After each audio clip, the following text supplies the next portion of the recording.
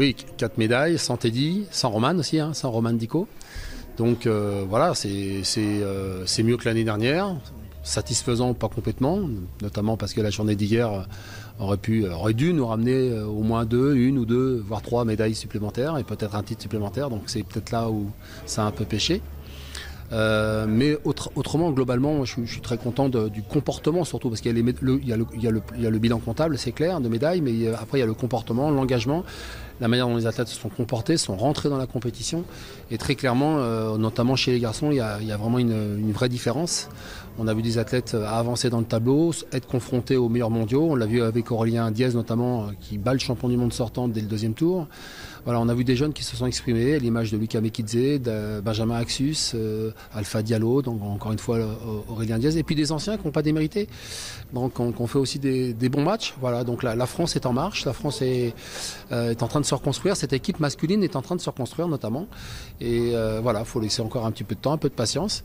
Et puis les filles, on doit toujours continuer à avancer, être vigilant. Bien sûr, il y a eu ce parcours extraordinaire de Clarisse, hein, je rappelle quand même que c'est son troisième titre de championne du monde. Donc c'est vraiment un exploit, elle rentre vraiment dans les grandes dames du judo français et du judo mondial.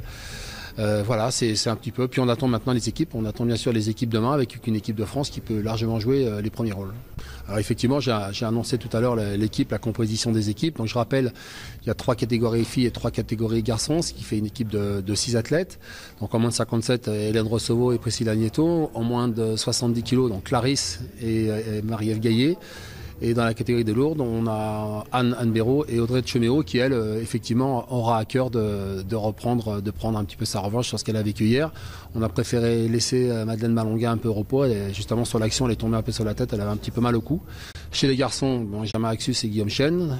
Chez moins de 90, donc Axel Clerget et Aurélien Diaz. Et nos demi-lourds, donc Alexandre Ridir et Cyril Marais. Voilà, je pense que là, on a encore une belle carte à jouer et une belle équipe.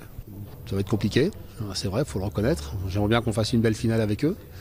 Maintenant, au judo, c'est jamais fait, mais c'est vrai que quand on regarde le tableau des médailles, ce qu'ils ont été capables de produire sur l'ensemble de la compétition, je crois que c'est assez phénoménal.